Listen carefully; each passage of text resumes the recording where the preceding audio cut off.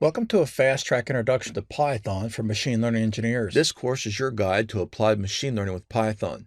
You're going to discover the step-by-step process that you can use to get started and become a machine learning practitioner to build predictive modeling problems with the Python ecosystem. This course focuses on a specific subfield of machine learning called predictive modeling. This is the field of machine learning that is most useful for industry. Unlike statistics, where models are used to understand data, predictive modeling is laser-focused on developing models that make more accurate predictions at the expense of explaining why predictions are made.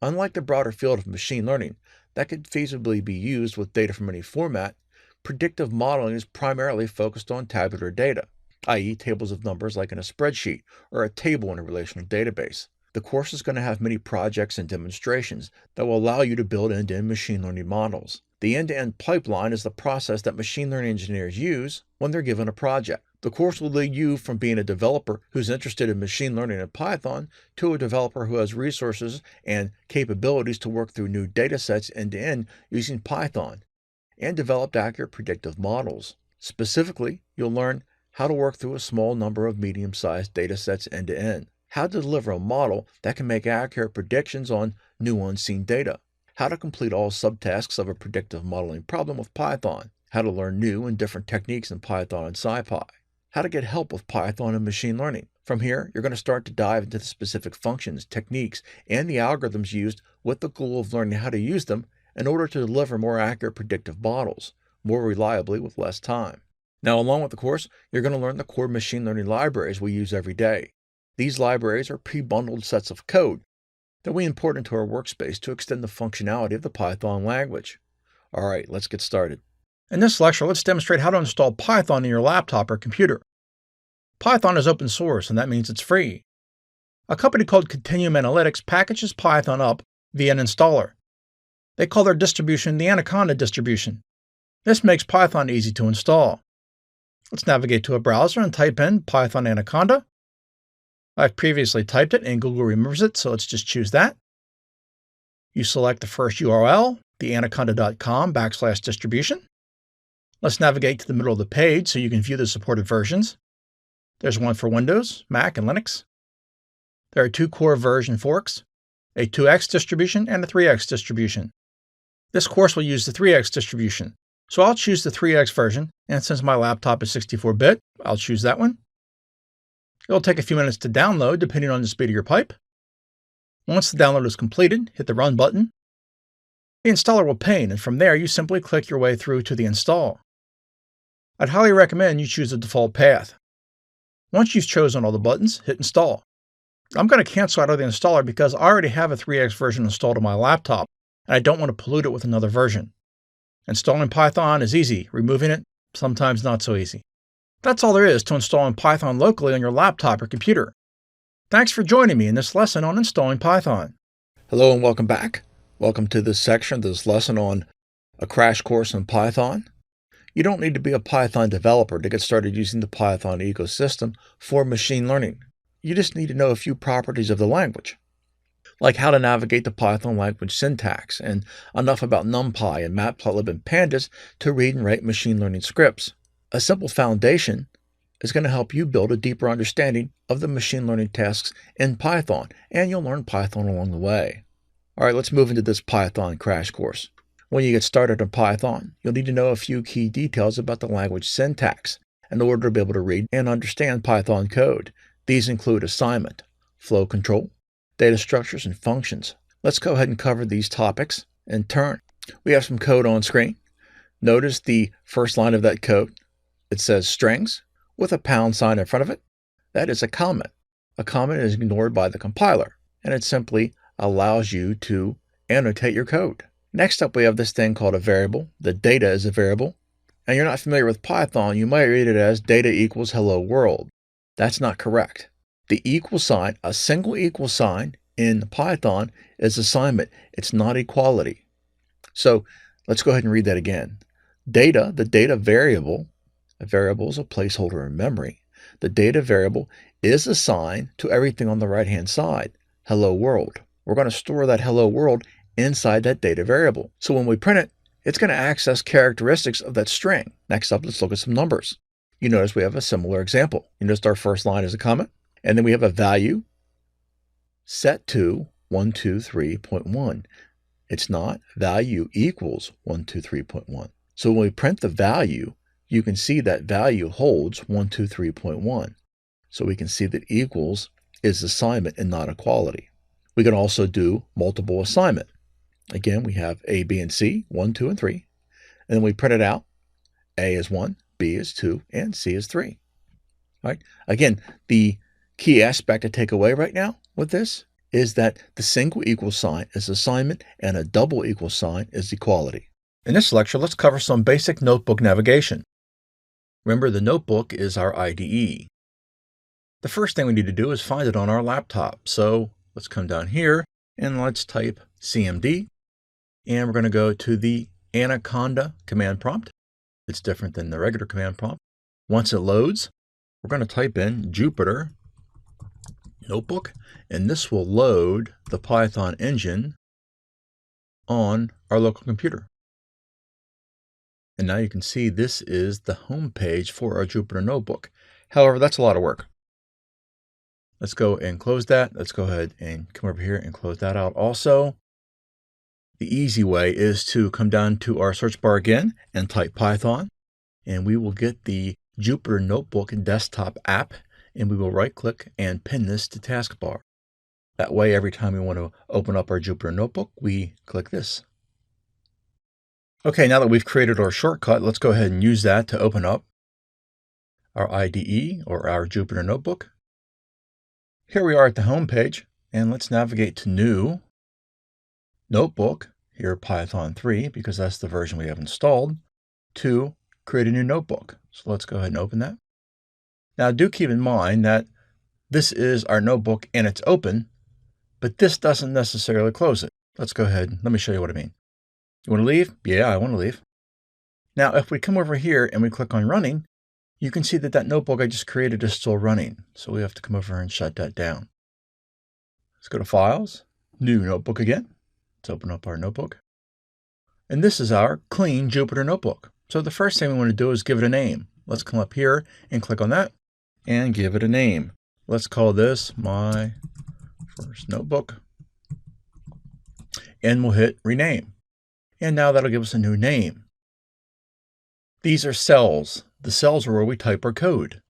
So let's go ahead and type some code. Let's import pandas. Recall that pandas is a library. So let's type import pandas as PD. What's this line of code doing? Import means to bring in. Pandas is the name of the library, and as PD is an alias. And the alias is just a shortcut that allows us to type less code. In order to execute that cell, we come up here to this little button that says Run, and we hit the Run button. And now that is executed successfully. And you may be thinking, well, how do I know? I didn't get any messages. Yes, when you run code in Python and it runs successfully, there are no messages most of the time. All right, so let's create an error message. Now let's see what happens when we run that. It should say you've got some invalid syntax, so go ahead and fix that. All right, let's put our alias back, our PD alias, and if we run it, we successfully execute the cell. Now take note that when we successfully execute that cell, another cell is created for us to begin typing out some new code. In our Jupyter Notebook, we have an autosave feature. You can see up here that this was autosaved and checkpointed 2 minutes ago. However, if you're working on some code and you want to make sure that it's autosaved automatically, you can come up here and click the Save button. So let's go ahead and save it, and it'll say it is autosaved. All right, let's keep our cell highlighted here and use this next Insert Cell button. So this inserts a cell under wherever you have your cell highlighted. All right, so we've got a new cell. The pair of scissors cuts that selected cell, so let's go ahead and remove that cell. We can see here we've got copy selected cells, so this will copy the cell. You can see it'll paste the selected cells. That's pretty self-explanatory. This will move it up or down, so let's go ahead and move this cell up. Now let's bring it back down. All right, so if we want to execute a cell, we hit Run, or on a Windows computer, we hit Shift-Enter. That will also execute the cell. Let's bring our cursor back here to highlight the cell. This will stop the execution of the kernel. or stop whatever code you are running. This will restart the kernel with a dialog. Now, let me show you what that means. Restart the kernel basically means restart the Python engine whenever you use this. So here it'll say, do you really want to restart the kernel? All variables will be lost. That data right there is a variable. So anything stored in that data would be lost. Let's go ahead and continue running. This button here, this last one, looks like a fast forward button. We'll execute all the code on the little cells. So let's see if that works. And I think it'll restart the kernel. All right, let's go ahead and restart the kernel and run all the cells. Go ahead. And there we go. It has executed all the cells and restarted the kernel. All right, that's it for navigation with the toolbar. Here we have code, because we're typing code in our windows. However, we have something called Markdown that we can type up that's a lot like HTML. So if I click on the cell, and I come up here and type Markdown, I can now annotate my book. Mike's notebook. And when I hit run, it doesn't give me an error. Obviously, this is text, this isn't code, but now it's an annotation for our notebook. The great thing about this notebook is its simplicity. What we've covered is all we need to know in order to begin working with the machine learning pipeline. Thanks for joining me in this lecture. Hello and welcome back. All right, let's talk about flow control. There are three main types of flow control statements that you're going to need to learn: if then else conditions, for loops, and while loops. All right, let's take a look at it if then else condition. On screen, we have an example. It says value equals 99. Well, wait a minute. Make sure you understand in Python that that equal sign is assignment, that is not an equal sign. And when you're first learning Python, that's really hard to do. You read that as value, the variable value, is assigned to 99. If that value is greater or equal to 99, do whatever comes next. Else, if greater than 200, do that next thing on the list. Next up, we have a for loop. You can see that in our example, in our for loop, we have a comment. And then for I in range, what's that range? Print I. And you can see, quite simply, it prints out the range of 10. Now you may be thinking, wait a minute, I see 10 rows on the left-hand side, but wait a minute, there are only 9 digits printed out. Why is that? This is another one of those Python nuances, right? And Python, the array starts at 0. Next up, we have the while loop. Again, pretty self-explanatory. Once you realize that that I is being set to 0 and that the I is a variable and that equal sign that we see is really an assignment operator and not an equality sign. Hello and welcome back. In this lesson, let's talk about the core data structures that we're going to work with in machine learning. There are 3 of them. They are tuples, lists, and dictionaries. All right, let's start off with our tuple.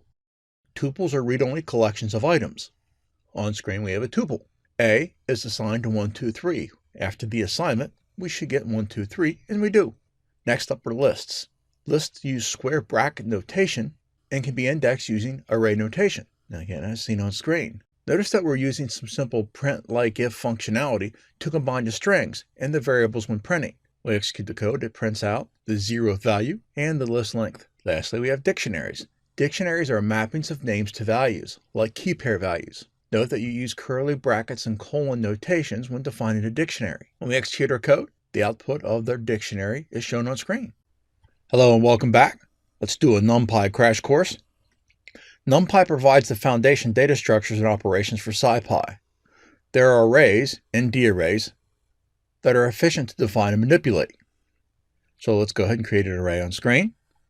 You can see we've created a list, and then out of that list, we create an array. When we execute the code, we get the array. All right, let's talk about accessing data. Array notation ranges can be used to efficiently access data in a NumPy array. Again, we're going to import NumPy. Import means to bring in. We're bringing in NumPy. We're creating a list, and then we're going to take that list and make it an array. We're going to print out the array. We're going to print out the array shape, some rows. What we're doing is printing some information out about our array. And when we execute it, all that is printed out on screen for us.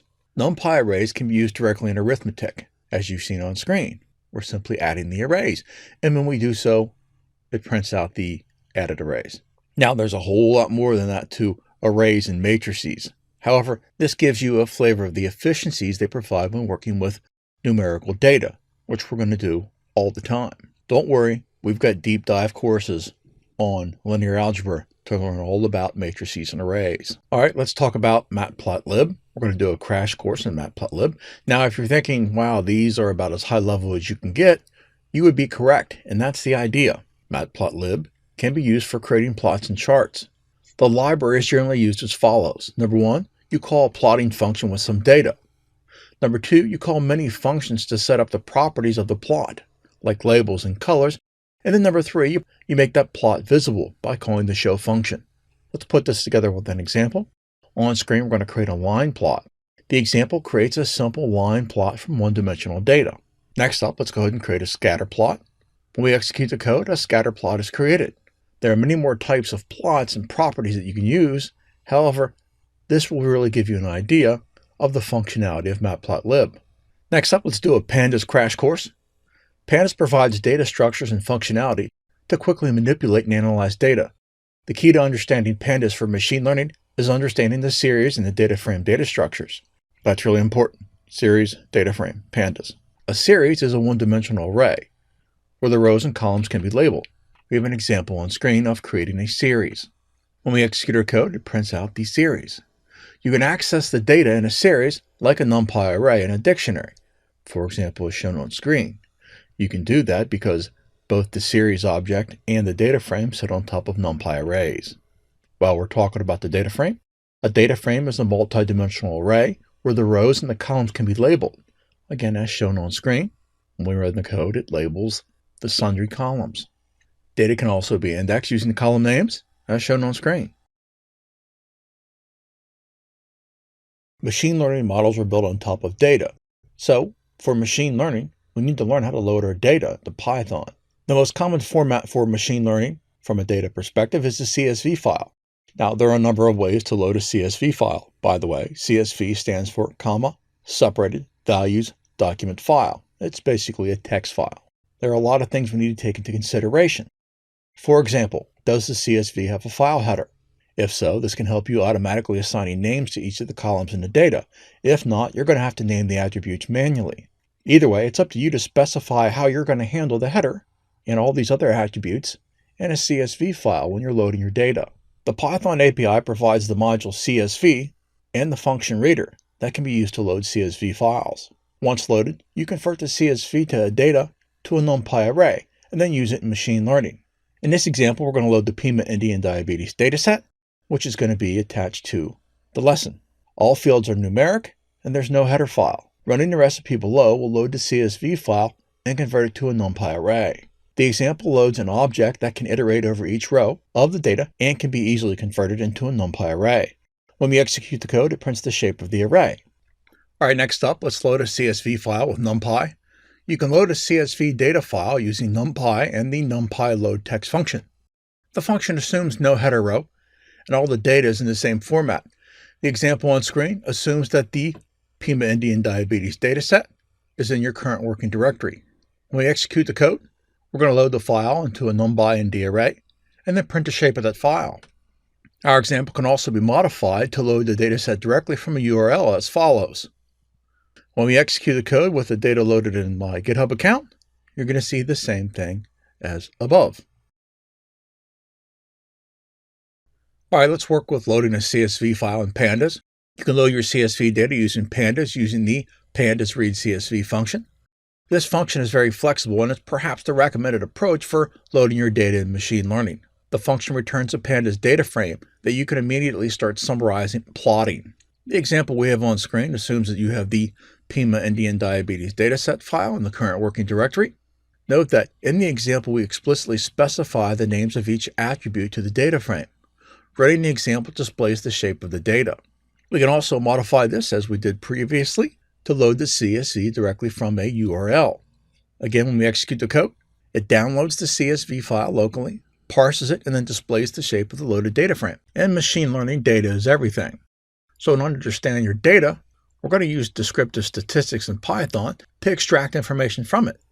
Let's take a peek at your data. There's no substitute for looking at the raw data. Looking at the raw data can reveal insights that you cannot get in any other way. It can also plant seeds that may or later grow into ideas on how to better pre-process and handle the data for machine learning tasks. You can review the first 20 rows of data using the head function on the pandas data frame, as shown on screen. When we execute the code, you can see that the first column lists the row number, which is handy for referencing specific observations. Next up, let's take a look at the dimensions of our data. You must have a very good handle on how much data you have, both in terms of rows and columns. Too many rows and algorithms will take a long time to train.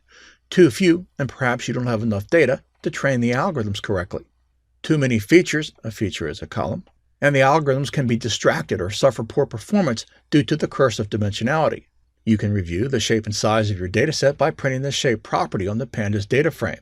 Our example on screen does just that, and when we execute the code, you can see the dataset has 768 rows and 9 columns. Next, let's talk about the data type for each of the attribute. Remember, an attribute is also a column. The type of each attribute is important. If you have strings, you may need to convert them to floating point values or integers to represent categorical or ordinal values. You can get an idea of the types of attributes you have by peeking into the raw data, as we did earlier. You can also list the data types used in the data frame to characterize each attribute using the dtypes property. We have an example of that on screen, and when we execute the code, you can see that most of the attributes are integers, and that mass and petty are floating point values. On to descriptive statistics. Descriptive statistics can give you great insight into the shape of each attribute. Often you can create more summaries than you have time to review. The describe function on the pandas data frame lists out 8 statistical properties of each attribute: count, mean, standard deviation, minimum value, 25th percentile, 50th percentile or the mean, 75th percentile, and the maximum value. On screen you have an example. Take note that some of the calls to the pandas set option function in this example change the precision of the numbers and the preferred width of the output. This is so it makes it more readable in this example. When describing your data in this way, it's worth taking some time and reviewing the observations from the results. This might include the presence of NA, values for missing data, or a surprising distribution for the attributes. Now for classification-only problems, we have a class distribution. On classification problems, you need to know how balanced the class values are. Highly imbalanced problems, a lot more observations in one class than the other, are common, and you may need special handling in the data preparation stage of the project.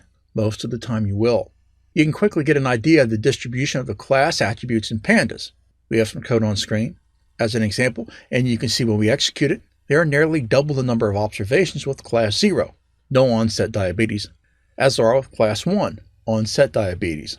Next up, we have the correlation between attributes. Correlation refers to the relationship between two variables and how they may or may not change together. The most common method for calculating correlation is Pearson's correlation coefficient. That assumes a normal distribution of your attributes involved. A correlation of a -1 or 1 shows a full negative or positive correlation respectively, whereas a value of 0 shows no correlation at all. Some machine learning algorithms like linear and logistic regression can suffer poor performance if there are highly correlated attributes in your dataset. Therefore, it's a good idea to review all the pairwise correlations of the attributes in your dataset. You can use the core function on the pandas data frame to calculate the correlation matrix. The matrix lists all the attributes across the top and then down the side to give a correlation between the pairs of attributes, twice because the matrix is symmetrical. You can see the diagonal line through the matrix from the top left to the bottom right corners of the matrix shows a perfect correlation of each attribute with itself. Lastly, we can take a look at the skew of our univariate distributions. Skew refers to a distribution that is assumed to be Gaussian, normal, or bell curve, that is shifted and squashed in one direction or the other. No worries, you're going to learn all about distributions in these statistics course. Most machine learning models assume a Gaussian distribution. Knowing that an attribute has a skew may allow you to perform data preparation to correct the skew and then later improve the accuracy of the model. You can calculate the skew of each attribute using the skew function on the pandas data frame. We have an example shown on screen. When we execute the code, the skew result shows a positive right or a negative left skew. Recall that values closer to 0 show less skew. In machine learning, you need to understand data in order to get the best results from your machine learning models. I'm using model and algorithm here as synonyms. The fastest way to get insight into your data is via data visualizations.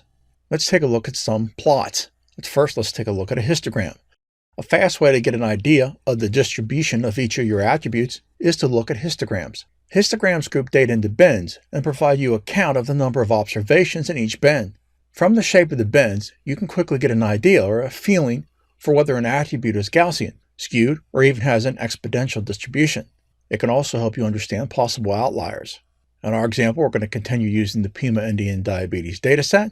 We can see on screen that perhaps the attributes age, petty, and test may have an exponential distribution. You can also see that perhaps the mass, pres, and plas attributes may have a Gaussian or nearly Gaussian distribution. This is interesting because many machine learning techniques assume a Gaussian univariate distribution on the input variables. Next up, we have density plots. Density plots are another way of looking at your data to get a quick idea of the distribution of each attribute. The plots look like abstracted histograms with a smooth curve drawn through the top of each bin, much like your eye tried to do with the histograms. And with our example on screen, we can see the distribution for each attribute is clearer than the histograms. Another great plot is the box and whiskers plot. Box plots summarize the distribution of each attribute, drawing a line of the median, the middle value, and the box around the 25th and the 75th percentiles, the middle 50% of the data. The whiskers give an idea of the spread of the data, and the dots outside the whiskers show candidate outliers, values that are 1.5 times greater than the size of the spread of the middle 50% of the data. On screen we have an example. We can see that the spread of the attributes is quite different. Some like age, test, and skin appear quite skewed towards smaller values. Alright, let's look at two multivariate plots. First, let's start off with the correlation matrix. Correlation gives us an indication of how related the changes are between two variables. If two variables change in the same direction, they are possibly correlated. If they change in opposite directions, one goes up, the other goes down, then they are negatively correlated. You can calculate the correlation between each pair of attributes. This is called a correlation matrix. You can then plot the correlation matrix, and then you get an idea of which variables have a high correlation with each other. This is useful to know because some machine learning models like linear and logistic regression can have poor performance if they are highly correlated input variables in your data. When we execute our code on screen to create our correlation matrix, you can see the matrix is symmetrical. The bottom left of the matrix is the same as the top right. This is useful as we can see two different views of the same data in one plot. We can also see that each variable is perfectly positively correlated with each other. Next up is a scatter plot matrix. A scatter plot shows the relationship between two variables as dots in two dimensions, one axis for each attribute.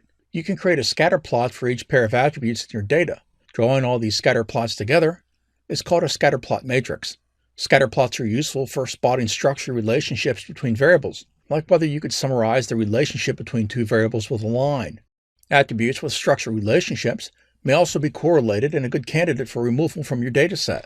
Like the correlation matrix plot, the scatter plot matrix is symmetrical. This is useful to look at pairwise relationships from a different perspective. Because there is little point of drawing the matrix of a scatter plot for each variable with itself, the diagonal shows a histogram for each attribute. Many machine learning algorithms make assumptions about your data. It's often a very good idea to prepare your data in such a way to best expose it to the structure of the problem the machine learning algorithm wants. In this lesson, and perhaps our next few, we're going to do four core things. We're going to rescale the data, we're going to standardize some data, we're going to normalize some data, and then we're going to binarize some data. You almost always need to pre-process your data. It's a required step. A difficulty is that different algorithms make different assumptions about your data and may require different transforms. Furthermore, when you follow all the rules to prepare your data, sometimes models can deliver better results without pre-processing. The scikit-learn library provides two standard idioms for transforming data. Each are useful in different circumstances. These transforms are calculated in such a way that they can be applied to your training data and any samples of your data you may have in the future. The scikit-learn documentation has some information on how the various different pre-processing methods work. There's fit and multiple transform, and there's combined fit and transform. The fit and multiple transform method is the preferred approach. You call the fit function to prepare the parameters of your transform once on your data. You can then later use the transform function on the same data to prepare it for modeling, and again on the test and validation datasets, or on new data you may see in the future. The combined fit and transform is a convenience that you can use for one-off tasks. This might be useful if you're interested in plotting or summarizing the transform data. In the next lesson, let's go ahead and rescale some data. Hello and welcome back. Let's go ahead and rescale our data. When your data is comprised of attributes with varying scales, many machine learning models can benefit from rescaling the attributes to have all the same scales. Often this is referred to as normalization, and attributes that are often rescaled into a range of 0 and 1. This is useful for optimization algorithms used in the core machine learning algorithms like gradient descent. It's also useful for algorithms that weight inputs like regression in neural networks, and algorithms that use distance measures like k-nearest neighbors. You can rescale your data in scikit-learn using the min-max scaler class. We have an example on screen, and after we execute our code, with the min-max scaler of course, you can see that all the values are in a range between 0 and 1.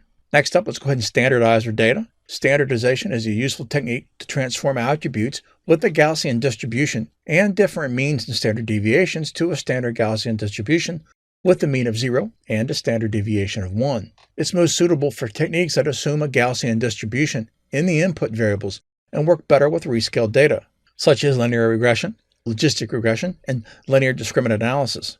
You could standardize your data using scikit-learn with the standard scaler class. We have an example on screen, and when you execute the code, the values for each attribute now have a mean of 0 and a standard deviation of 1. Hello and welcome back. Let's go ahead and binarize our data, or make it binary. You can transform your data using a binary threshold. All values above the threshold are marked 1 and are all equal to or below a marked value of 0. This is called binarizing your data or thresholding your data. It can be useful when you have probabilities that you want to make crisp values out of. It can also be useful with feature engineering, when you want to add new features that indicate something meaningful. You can create new binary attributes in Python using the scikit-learn Binarize class. We have an example on screen, and when we execute the code, all the values equal to or less than 0 are marked as 0, and all above 0 are marked as 1. All right, let's talk about feature selection in machine learning. The data features that you train on your machine learning models have a huge influence on the performance you achieve. Irrelevant or partially irrelevant features can negatively impact the model's performance. In this lesson and the next few, we're going to look at univariate selection, recursive feature elimination, principal component analysis, and feature importance. Feature selection is a process where you automatically select those features in your data that contribute most to the prediction variables or output in what you're interested in. Having irrelevant features in your data can decrease the accuracy of many of your models, especially linear algorithms like linear or logistic regression. 3 benefits of performing accurate feature selection are: it reduces overfitting, less redundant data means less opportunity to make decisions based on noise, it improves model accuracy, less misleading data means modeling accuracy improves, and it reduces training time. Less data mean the algorithms train faster. All right, let's take a look at univariate selection. Statistical tests can be used to select those features that have the strongest relationship with the output variable. The scikit-learn library provides the select k-best class that can be used with a suite of different statistical tests to select a specific number of features. Our example on screen is going to use chi-squared for non-negative features to select 4 of the best features from the PIBA Indians dataset. When we execute the code, you can see that the scores for each attribute and the 4 attributes chosen, those with the highest scores, are PLAS, test, mass, and age. You get the names for the chosen attributes by manually mapping the index of the 4 highest scores to the index of the attribute names. It's important to remember as we move through this course, I'm providing you with a very high-level look at many of these tools used in machine learning. We're going to dig a lot deeper into most of these tools. Hello and welcome back. Let's work through 2 more examples. Let's talk about recursive feature elimination. The recursive feature elimination method is a feature selection approach. It works by recursively moving attributes and then building a model on those attributes that remain. It uses the model accuracy to identify which attributes and combination of attributes contribute most to predicting the target variable. The example shown on screen uses RFE on the iris flowers dataset to select the best 3 attributes. Notice that we're pulling the iris dataset from scikit-learn. Next up, there's feature importance. Methods that use ensembles of decision trees, like random forest or extra trees, can also compute the relative importance of each attribute. These importance values can be used to inform a feature selection process.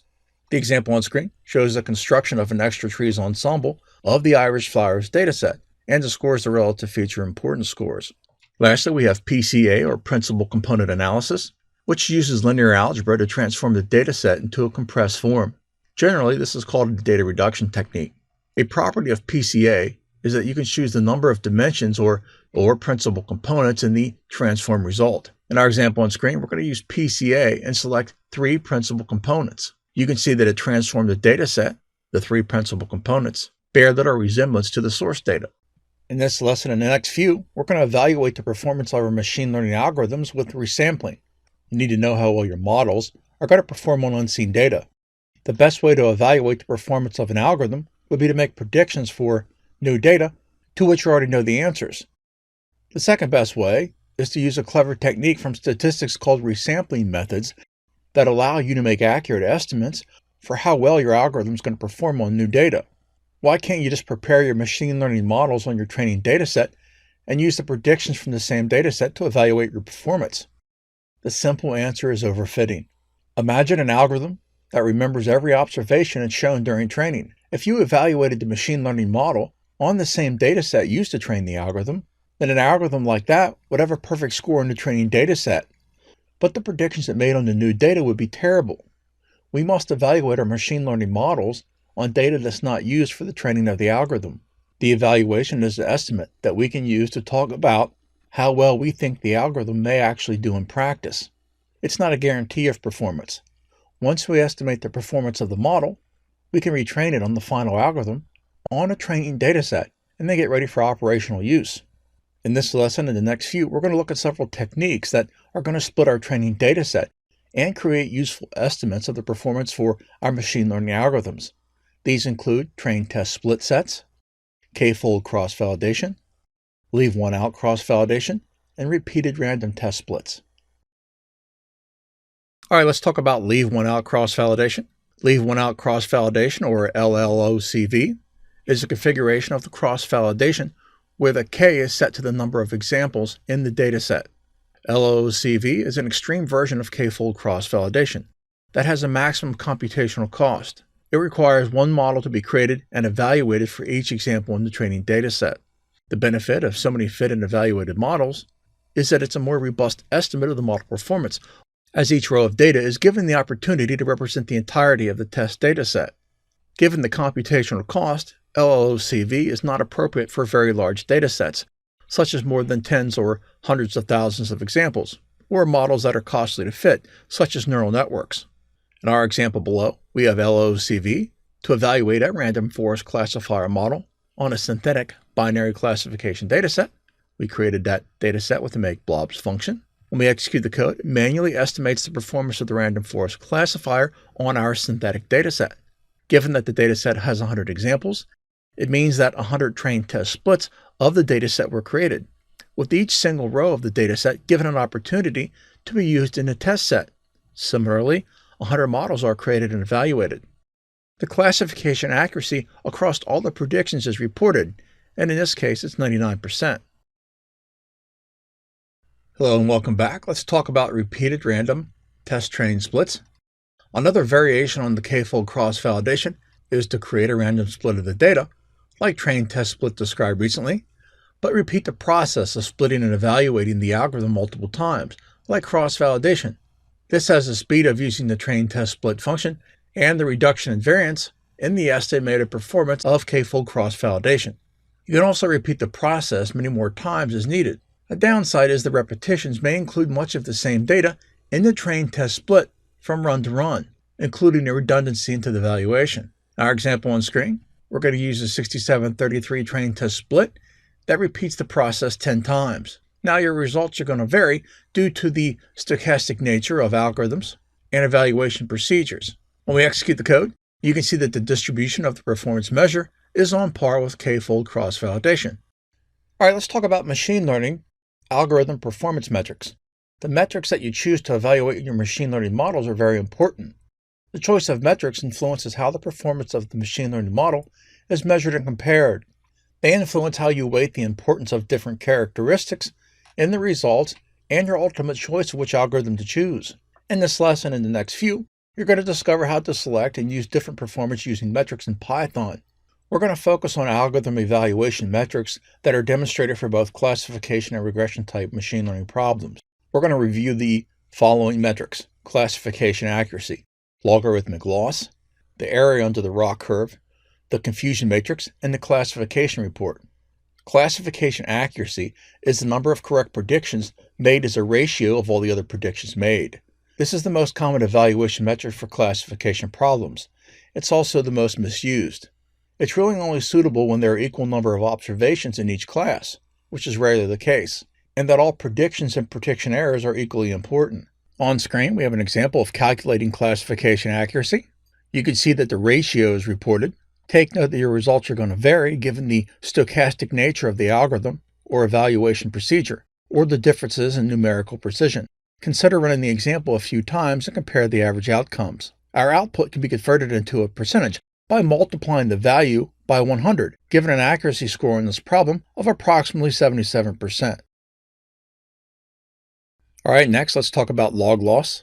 Logistic loss, or log loss, is a performance metric for evaluating the predictions of probabilities of a membership to a given class. The scalar probability between 0 and 1 can be seen as a measure of the confidence for a prediction of a model. Predictions that are correct or incorrect are rewarded or punished proportionally to the confidence of the prediction. On screen is an example of calculating log loss for a logistic regression prediction on the Pima Indians diabetes dataset. Smaller log loss is better, with 0 representing the perfect log loss. When we execute the code, as mentioned previously, the measure is inverted to be ascending when using the cross-file score function. Now let's take a look at the area under the ROC curve. Area under the ROC curve, or the ROC AUC for short, is a performance metric for binary classification problems. The AUC represents a model's ability to discriminate between positive and negative classes. An area of 1.0 represents a model that made predictions perfectly, and an area of 0.5 represents a model that's as good as random. A ROC curve is a plot of the true positive rate and the true false positive rate for a given set of probability predictions at different thresholds used to map the probabilities to class labels. On screen we have an example. Again, your results are going to vary, considering the stochastic nature of algorithms and evaluation procedures. When we execute the code, you can see that the AUC is relatively close to 1, and it's greater than 0.5, suggesting some skill in the prediction of this model. Hello and welcome back. Let's talk about the confusion matrix. The confusion matrix is a handy presentation of the accuracy of a model with 2 or more classes.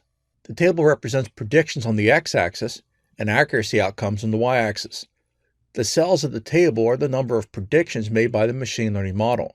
For example, a machine learning model can predict 0 or 1 for each prediction, and each prediction may have actually been a 0 or 1. Predictions for 0 that were actually 0 appear in the cell as prediction equals 0 and actual equals 0, whereas predictions for 0 that were actually 1 appear in the cell for predictions of 0 and actual 1, and so on. We have an example of calculated confusion metrics for a set of predictions by a model on a test set. When we execute the code, the matrix is printed without headings. You can see that the majority of predictions fall in the diagonal line of the matrix, which are the correct predictions. Next up, we have a classification report. Scikit-learn does not provide a convenience report when working on classification problems to give you a quick idea of the accuracy of the model using a large number of measures. The classification report function displays the precision, recall, F1 score, and support for each class. Let's take a look at this. When we execute the code, you can see we have a good prediction and recall for this model. Next up, we have regression metrics. In this lesson and the next few, we're going to review 3 of the most common metrics for evaluating predictions on regression machine learning problems. They are mean absolute error, mean squared error, and R-squared. First, let's tackle mean absolute error. The mean absolute error is the average of the absolute differences between the prediction and the actual values. It gives us an idea of how wrong the predictions were. The measure gives an idea of the magnitude of the error, but no idea of the direction, i.e. over or under predicting. Our example on screen demonstrates calculating mean absolute error on the Boston Price Housing Index. A value of 0 indicates no error or perfect predictions. Again, your results are going to vary because of the stochastic nature of the algorithm. Like log loss, this metric is inverted by the cross-file score function. Next up, let's tackle mean squared error. The mean squared error, or MSE, is much like the mean absolute error in that it provides a gross idea of the magnitude of the error. Taking the square root of the mean squared error converts the units back into original units of the output variable and can be meaningful for description and presentation. This is called root mean squared error, or RMSE. On screen we have an example which provides a demonstration of calculated mean squared error. This metric also is inverted so that the results are increasing. Remember to take the absolute value before taking the square root if you're interested in calculated RMSE. Lastly, we have the R-squared error. This metric provides an indication of the goodness of fit of a set of predictions to the actual values.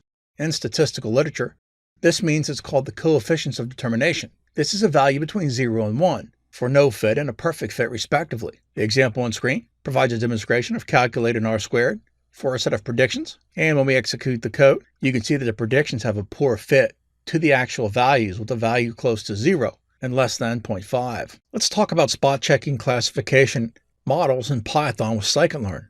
Spot checking is a way of discovering which models perform well on your machine learning problem. You can't know which algorithms are best suited beforehand. Well, you can, but that's a separate story. You'll learn that later. You must trial a number of methods and then focus on those that prove themselves the most promising. In this lecture and the next few, you're going to look at 6 machine learning models that you can use to spot check your classification problems in Python with the scikit-learn library. We're going to look at 2 linear machine learning algorithms, logistic regression and linear discriminant analysis. And we're going to look at 4 nonlinear machine learning algorithms, k-nearest neighbors, naive Bayes, classification and regression trees, and support vector machines. Each of these examples is going to use the now famous in this course Pima Indians onset diabetes dataset. This is a binary classification problem where all the attributes are numeric. We're going to use a test harness using 10-fold cross-validation to demonstrate how to spot check each of the machine learning models, and mean accuracy measures are used to indicate the algorithm's performance. All right, let's start off with linear machine learning models or linear machine learning algorithms. First up is logistic regression. Logistic regression assumes a Gaussian distribution for the numeric input variables and can model a binary classification problem. You can construct a logistic regression model using the logistic regression class in scikit-learn, as shown on screen. Run an example prints the mean estimated accuracy. Not bad, but not great. Next up is linear discriminant analysis. Linear discriminant analysis, or LDA, is a statistical technique for binary and multi-class classification. It too assumes a Gaussian distribution for the numerical input variables. You can construct an LDA model using the linear discriminant analysis class in scikit-learn. Again, every now and then we have to put this disclaimer in. Your results are going to vary due to the stochastic nature of the model. When we execute the code, it prints the mean estimated accuracy of 77%. In the next lesson, we're going to start with nonlinear machine learning algorithms. All right, we're on to nonlinear machine learning models. In this lesson, and perhaps the next few, we're going to work through 4 nonlinear machine learning models. First up is k-nearest neighbors. K-nearest neighbors, or KNN for short, uses a distance metric to find the k most similar instances in the training data for a new instance, and then takes the mean outcome of the neighbors as the prediction. You can construct a KNN model using the k-nearest neighbors classifier class in scikit-learn. Executing the code prints the example of the mean estimated accuracy for our model. Next up, we have naive Bayes. Naive Bayes calculates the probability of each class and the conditional probability of each class given each input value. These probabilities are estimated on new data and then multiplied together, assuming that they are all independent, a simple or naive assumption. When working with real-value data, a Gaussian distribution is assumed to easily estimate the probabilities for the input variables using the Gaussian probability density function. You can construct a naive Bayes model using the Gaussian NB class in scikit-learn. When we execute the code, it prints the mean estimated accuracy. Next up are classification and regression trees. Classification and regression trees, CART or just decision trees, construct a binary tree from the training data. Split points are chosen greedily by evaluating each attribute and each value at each attribute in the training data in order to minimize the cost function. You can construct a CART model using the decision tree classifier class in scikit-learn. When you execute the code, it prints the mean estimated accuracy. Lastly, we have SVMs, or support vector machines. This model seeks a line that best separates 2 classes. Those data instances that are closest to the line that best separate the classes are called support vectors and influence where the line is placed.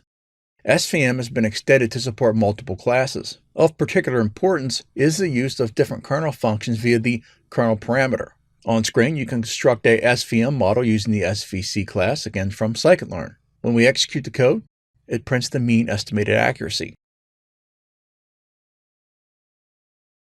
Hello and welcome back. Now let's spot check some regression machine learning models. We did some classification. Now it's on to regression. Recall that spot checking is a way of discovering which models perform well on your machine learning problems. We're going to take a look at 4 linear machine learning models: linear regression, ridge regression, Lasso linear regression, and elastic net regression.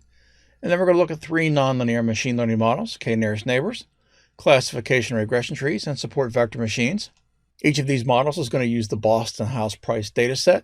This is a regression problem where all the attributes are numeric. A test harness with 10-fold cross-validation is used to demonstrate how to spot check each machine learning model, and mean squared error numbers are used to indicate the performance. Note that the mean squared error values are inverted, they're negative. This is a quirk in the cross-val score function that requires all the algorithm metrics to be sorted in ascending order. Our first example is linear regression. Linear regression assumes that the input variables have a Gaussian distribution. It's also assumed that the input variables are relevant to the output variable, and that they are not highly correlated to one another, a problem called collinearity. Once again, we can use scikit-learn to construct a linear regression model using the linear regression class. Our code's on screen, and when we execute the code, it gives us an estimate mean squared error. Next up, we have ridge regression. Ridge regression is an extension of linear regression, where the loss function is modified to minimize the complexity of the model measured as the sum square value of the coefficient values, also called L2 norm. You can construct a ridge regression model by using the ridge regression class, again, from scikit-learn, as our example shows on screen. When we execute the code, you can see the estimate or the mean squared error. Hello and welcome back. Let's work through an end-to-end example. Now, I don't want you to focus on all the libraries and what they mean and think that I want you to know this right now. It's not going to happen. That's not possible. What I want you to get is the pipeline or the process. Look at how the steps flow from the diagram we spoke about earlier. All right, so what's the first thing we do? Often, now you don't have to do it this way, but often in the first cell, you're going to import and load all the libraries you'll be using for your project. Now, often you might not know what they are, so you might have to load them later, or come back to the cell later and load them. That's fine also. However, this is often how it's done. So we're going to import our libraries. The next thing I'm going to do is load the data. All machine learning models use data. We're going to use the Irish flowers dataset. The dataset is famous because it's used as the hello world dataset in machine learning and also in statistics pretty much by everyone. Now, if you're not familiar with programming and you don't know what hello world is, the hello world is kind of the example for learning all programming languages. It's like the very first step or the very first thing you do. All right. So our data set contains 150 observations, right, rows of Irish flowers. There are 4 columns of measurements of the flowers in centimeters. The 5th column is the species of the flower observed. All observed flowers belong to one of the 3 species. Now, we're going to load the data set directly from a URL. We're going to use pandas to load the data. We're going to use pandas also to explore the data, both with descriptive statistics and data visualization. Again, right now, don't get caught up with whether or not you understand the code. Get caught up with understanding the process. All right, so once we load our data set, we're going to summarize the data set. Summarizing the data set simply means looking at the data set. We're going to do 4 things. We're going to look at the dimensions of the data set. We're going to look at the top few rows in the data set. We're going to look at the statistical summary of the attributes, and then we're going to break down the data by class variables. Again, don't worry. All right, so the first thing we're going to do is we're going to look at the dimensions of the data set. You can get a quick idea of how many instances, rows, or how many attributes, columns, the data contains with the shape property. You can see when we execute the shape property, we get 155. 150, 5, not 155. Next up, we're going to use a function called the head function that's going to print out the X number of rows we specify. Now, you can't pass nothing into the head function. You'll get the first 5 rows. However, in our example, we've passed 20 in. Therefore, we get the first 20. Next up, how about a statistical summary? We can take a look at the summary for each attribute. This includes the count, mean, the min, the max, and other values and percentages as well. When we execute our code, you can see we're executing the describe function on our data set. We can see that all the numerical values have the same scale in centimeters and similar ranges between 0 and 8 centimeters. Next up, we're going to look at the class distribution. Let's look at the number of rows or instances that belong to each class. We can view this with the absolute count. Again, you can see we're using group by on the class. When you execute the code, you can see that each class has the same number of instances, which is perfect for machine learning. That's what you like to see. Now, you're never going to get that in the real world, but it's great for learning. All right, in the next lesson, we're going to dive into data visualization. All right, our next step is data visualization. We now have some basic facts or basic ideas about the data. Now we need to extend on that with some visualizations. We're going to look at two types of plots. Univariate plots are better to understand each attribute, and multivariate plots are used to understand the relationship between the attributes. All right, firstly, univariate plots. Let's start with some of those. Given that the input variables are numeric, we can create a box and whiskers plot of each. So let's go ahead and do that. When we do that, it gives us a much clearer distribution of the input variables. We can also craft a histogram of each input variable to get an idea of the distribution.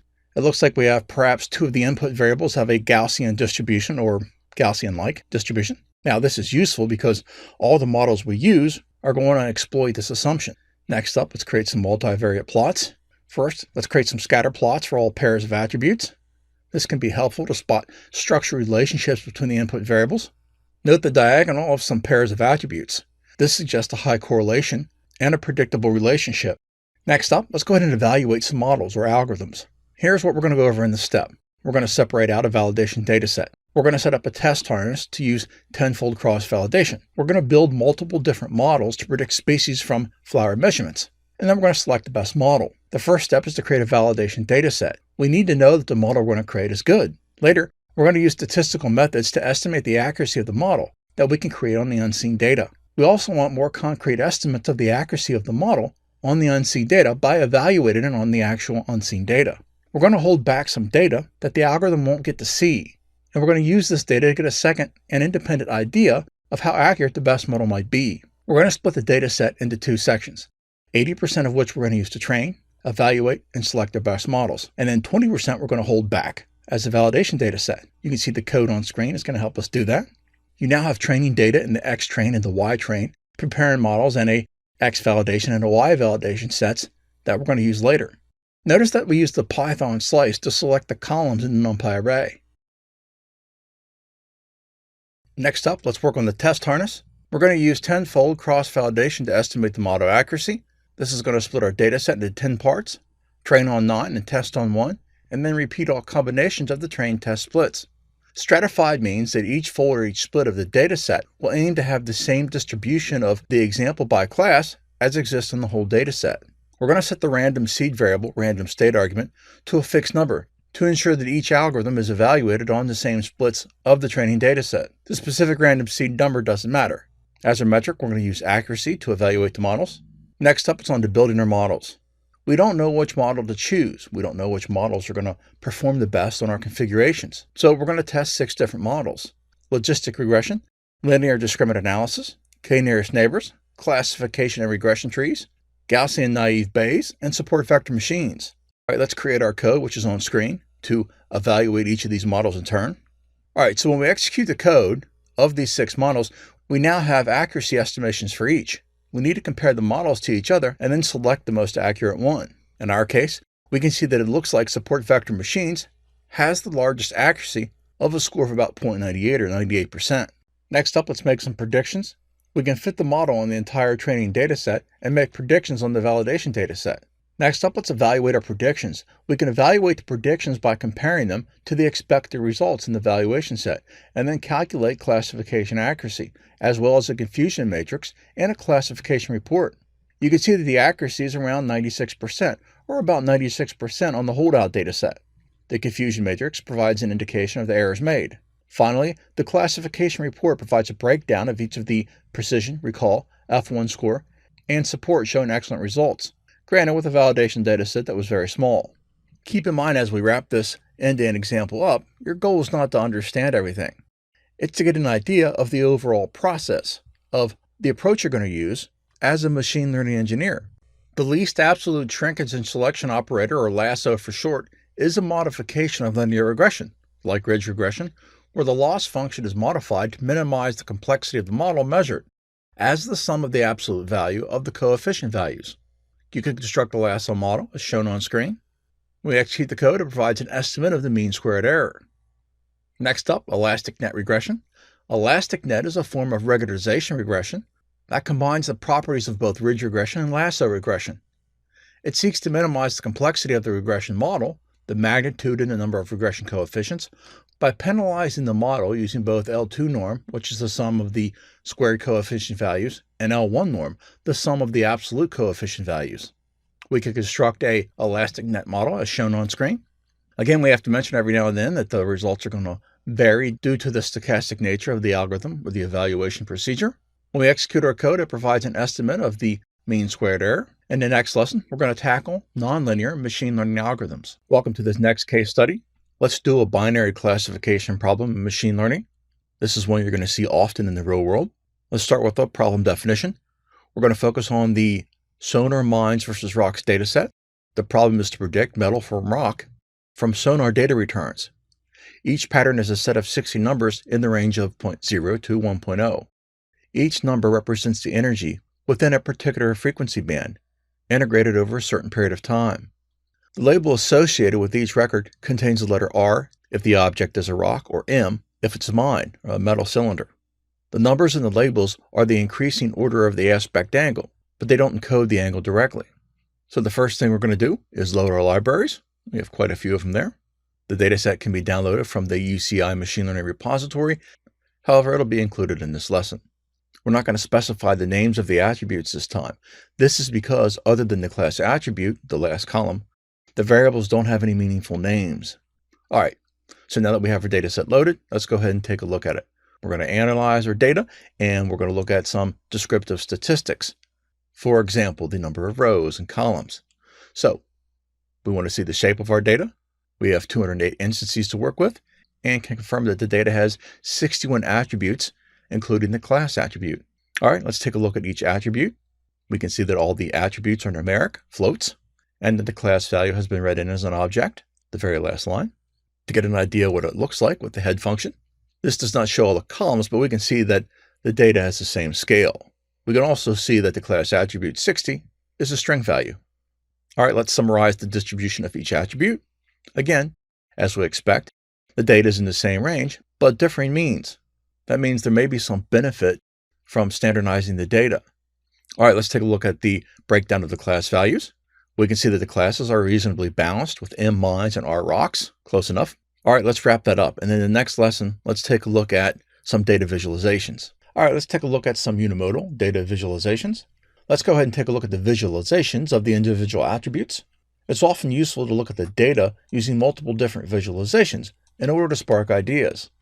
Let's look at the histograms for each attribute to get a sense of the data distributions. We can see that there are a lot of Gaussian-like distributions and perhaps some exponential-like distributions for our attributes. Let's take a look at the same perspective of the data using density plots. This is useful. You can see many attributes have a skewed distribution. A power transform like box-cot transform can correct the skew of distributions might be useful here. All right, let's take a look at a few multimodal data visualizations. Let's visualize the correlations between the attributes. Our code on screen is going to do that for us. It looks like there is also some structure and order of the attributes.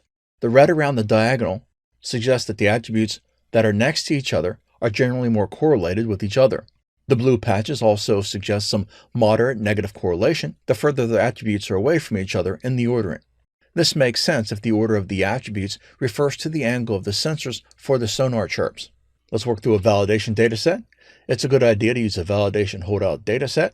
This is a sample of data that we hold back from our analysis and modeling. We use it right at the end of the project to confirm the accuracy of the model. It's a smoke test, and to give us confidence about our estimates of the accuracy on the unseen data. We're going to use 80% of the data set for modeling and hold back 20% for validation.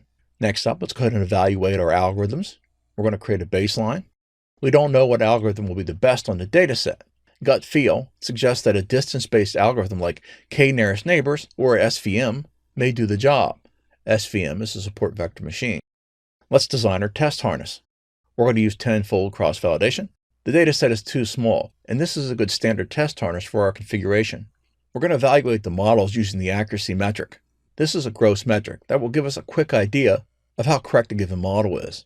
Let's create a baseline of the performance on this problem and spot check a number of different models. We're going to select a suite of different models to use that are capable of working on classification problems. The 6 algorithms selected include some linear regression models, logistic regression and linear discriminant analysis, and some nonlinear algorithms, classification and regression trees, SVMs, a naive Bayes, and a k-nearest neighbors. The algorithms all use default tuning parameters. Let's compare the algorithms. We're going to display the mean and the standard deviation of the accuracy of each algorithm, as we can calculate it and then collect the results later. Running the example provides the output on screen. This suggests that both the logistic regression and the k-nearest neighbors may be worth further study. These are just mean accuracy values, though. It's always a good idea to take a look at the distribution of accuracy values that were calculated during cross-validation folds. We can do this graphically using a box and whiskers plot. Again, the code for that is shown on screen. The results show a tight distribution of k and n, which is encouraging, suggesting low variance. The poor results for the SVM are quite surprising. It's possible that the varied distribution of the attributes is having an effect on the accuracy of the algorithm, such as at SVM. In the next lesson, or maybe perhaps the next few, we're going to repeat this spot check with the standardized copy of the training data set. All right, in this lesson, let's go ahead and standardize our data. We suspect that differing distributions of the raw data may be negatively impacting the skill of some of the models. Let's evaluate the same algorithms with the standard copy of the data set.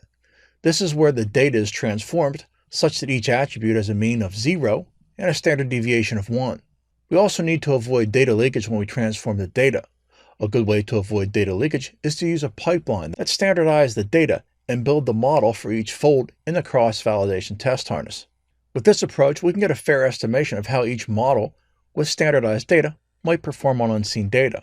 On screen is the code we use to create this harness. When we execute the code, it outputs the results shown on screen. We can see that k and n is still doing well, however even better than before. We can also see that the standardization of the data has lifted the skill of the SVM to be the most accurate algorithm tested so far. All right, let's go one more step. Let's tune our algorithms. Let's go ahead and tune the k and n and then tune the SVM. Tune it essentially means passing in parameters that we think will benefit our model. So let's go ahead and tune the k and n. The default number of neighbors is 7. Below, we're going to try odd values of k from 1 to 21. We're going to convert the default value of 7. Each k value is evaluated using tenfold cross-validation on the training standardized data set. When we execute the code, it prints out the configuration shown on screen. That resulted in the highest accuracy, as well as the accuracy of the values tried. You can see that the optimal config is a k of 1. This is interesting, as the model will make predictions using the most similar instance of the training data set alone. All right, let's go ahead and tune an SVM. We can tune two key parameters of an SVM model: the C value, how much to relax the margin, and the type of kernel. The default SVM, the SVC class, is to use the radial basis function kernel with a C value of 1.0. Like with k and n, we're going to perform a grid search using tenfold cross-validation on the standardized copy of the training dataset. We're going to try a number of simpler kernel types and C values with less bias and more bias. Our code for that harness is seen on screen. And in output, we can see that the most accurate configuration is the SVM with an RBF kernel and a C value of 1.5. The accuracy, around 86%, is seemingly better than the k and n could achieve. All right, let's go ahead and spot check some nonlinear machine learning models. First off, k-nearest neighbors. K-nearest neighbors, or k and n, locates the k most similar instances in the training dataset for a new data instance. From the k neighbors, a mean or median output value is taken as the prediction. Of note is the distance metric, the metric argument. The Minkowski distance is used by default, which is a generalization of both the Euclidean distance, used when all the inputs are the same scale, and the Manhattan distance, for when all the scales of the input variables differ.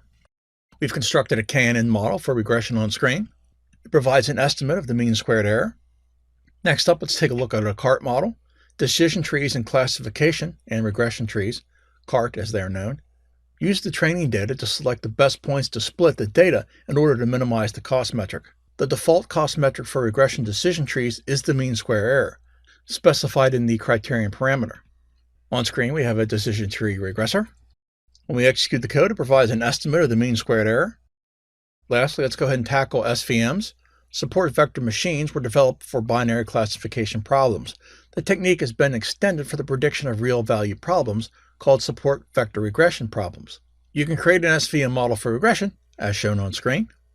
When we execute this code, we get an estimate of the mean squared error.